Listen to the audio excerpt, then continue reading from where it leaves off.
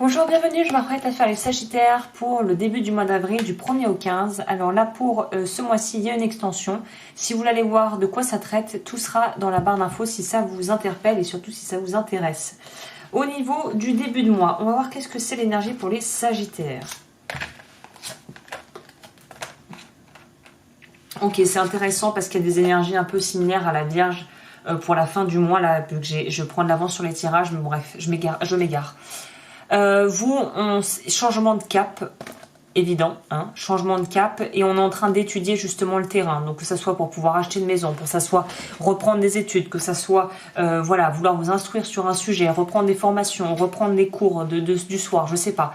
Une notion d'apprentissage, mais d'apprentissage, là on passe plutôt par du théorique vous n'en êtes pas encore à la pratique. Donc là il y a vraiment une notion de devoir s'instruire très littéralement, hein, ou tout simplement prendre conseil ou être en formation, un peu comme un apprenti qui apprend dans un métier, par exemple un apprenti boulanger, il va aider à sa mesure bien sûr, mais il va principalement quand même regarder et écouter ce que lui dit le boulanger ou la boulangère pour pouvoir faire voir. En fait c'est un peu la phase où on s'imprègne, vous savez, où on démarre quelque chose, on n'y connaît rien et on s'imprègne, on découvre tout et on essaie d'absorber le maximum de savoir. Ben voilà, votre énergie pour ce début de mois, c'est de s'instruire pour ensuite pouvoir faire les choix qui conviendront par rapport à ce que vous avez appris. Donc on est dans quelque chose de presque un peu scolaire pour vous. Au niveau de votre vie matérielle, si vous ne travaillez pas, c'est le matériel, sinon c'est votre boulot, hein.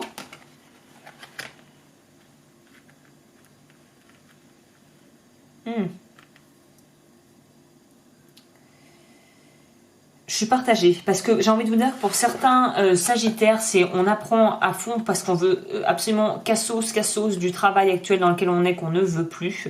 Soit ça pourrait nous dire justement d'être très persévérant, d'être très endurant parce qu'on a un projet très clair en tête, on a des objectifs qui sont très clairs également et on veut juste mener à bien le projet. Donc je vois pas de gros points noirs, je vois pas de grosses difficultés, des remises en question monstrueuses comme certains signes où il y a vraiment des grosses remises en question.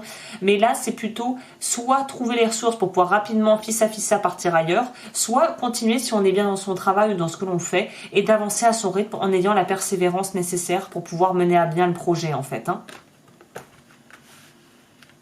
Mais il y a comme une espèce d'étrangeté là qui se dégage de ça quand même. On va demander un petit complément quand même sur la reine de coupe. Plutôt la justice à vrai dire. Un petit coup de bizarre là, quand même. Oui. Alors là, ça change un peu. Ça voudrait nous parler du fait que vous voulez absolument vous instruire parce que vous avez un peu, peut-être, pour certaines personnes, le syndrome de l'imposteur. Peut-être que vous avez intégré une équipe qui se connaît bien. Vous savez, ces trucs horribles où en fait, même pour les personnes qui ont peut-être connu ça, quand vous déménagez, vous arrivez dans une école en milieu d'année ou au lycée, vraiment l'angoisse, tout le monde se connaît déjà et en fait vous devez vous faire une place. Il y a quelque chose de cet ordre ici où peut-être que vous avez le syndrome de l'imposteur et vous vous dites il faut que j'en connaisse plus en fait parce que on remet en cause mes compétences ou on a peut-être remis en cause mon travail et vous l'avez peut-être très mal vécu en fait. Il y a peut-être un peu de ça aussi. Ok. Oui, à mon avis c'est surtout une envie d'aller vers autre chose qui se pointe à l'horizon, hein. To be continued. Il y a quelque chose comme ça. Au niveau de votre vie sentimentale. Oula.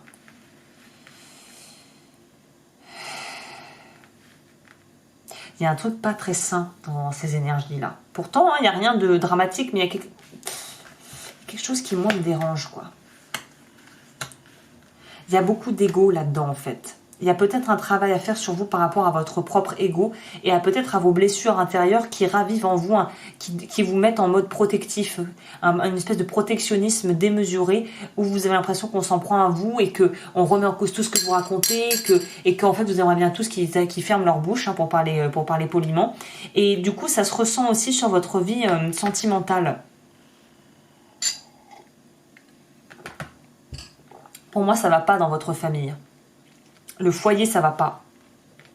Parce que vous êtes tellement à la recherche de dites-moi que c'est bien, dites-moi que c'est bien, un petit peu comme des mendiants de la reconnaissance, pour le coup pas des mendiants de l'amour, mais des mendiants de la reconnaissance, que ça toxifie un petit peu l'environnement dans lequel vous évoluez dans votre milieu familial ou relationnel si vous avez quelqu'un dans votre vie, ou si vous recherchez quelqu'un.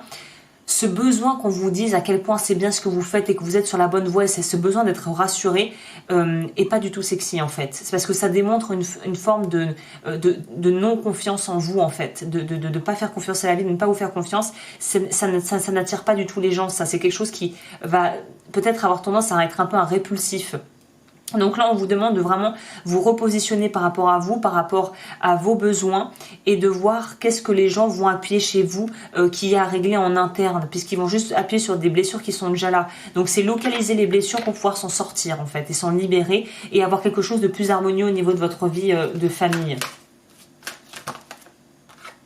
Ouais, oui, c'est ça. Pour moi, c'est ça. On nous parle de changement aussi à venir dans votre vie sentimentale, ou plutôt une forme d'évolution. La vérité, soyez le plus transparent avec vous-même. Il y a une idée ici de peut-être pas voir les choses, alors justement de pas avoir l'approche juste. C'est ça qui vous bloque. Il y a un besoin de retrouver beaucoup plus d'authenticité dans vos relations et dans vos échanges.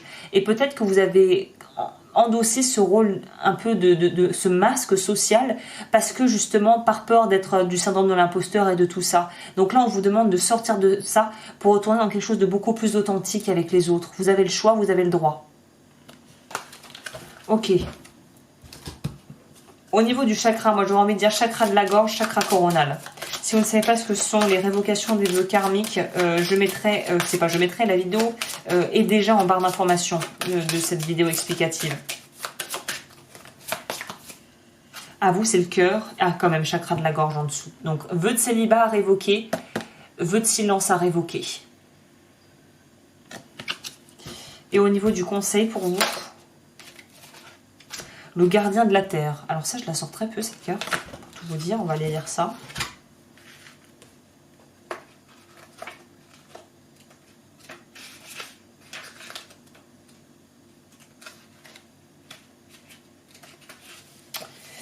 Depuis la nuit des temps, je veille, je suis un des gardiens de la Terre, je fais partie d'une famille d'âmes très ancienne, je suis né dans une autre galaxie, je suis un frère des étoiles. Jadis, j'ai vécu de nombreuses vies sur Terre, comme je l'ai aimée cette belle planète, elle a connu de meilleurs jours il y a bien longtemps. Elle était un paradis, un jardin promis, où le miel et le lait coulaient à flot. Il y avait des fruits en abondance, de la joie, des rires, des fleurs, des arbres, des couleurs, des parfums, de l'amour à profusion. Si tu pouvais voir notre planète comme je la vois d'en haut, je me retrouve d'une dimension supérieure. Tu respecteras cette vieille dame si élégante et si bonne. Elle te porte, toi, son enfant. Elle te nourrit, elle te berce, elle t'abreuve, elle t'aime. L'homme est inconscient des dangers qu'il fait courir à sa mère. Certains savent qu'il est urgent d'agir pour la sauver. D'autres, au contraire, ferment les yeux et continuent d'exploiter ses richesses à outrance, en accordant de l'importance qu'au profit, au rendement, à l'argent. Homme, te rends-tu compte que tu creuses ta propre tombe? Quel monde es-tu en train de laisser à tes enfants? Il t'est confirmé que tu es un gardien de la terre. En devenant plus conscient, tu vas avoir l'élan de t'investir pour la protection de la planète. Tu es un messager, un éveilleur de conscience. Tes pouvoirs guérisseurs vont se déployer. Notre terre a besoin de ton aide, de ta compassion, de ta bienveillance. C'est toi qui choisis. Rien ne t'est imposé, c'est un rendez-vous. Tu y vas ou pas. Des fleurs d'amour doivent être semées partout sur la terre. Nous devons penser ses blessures.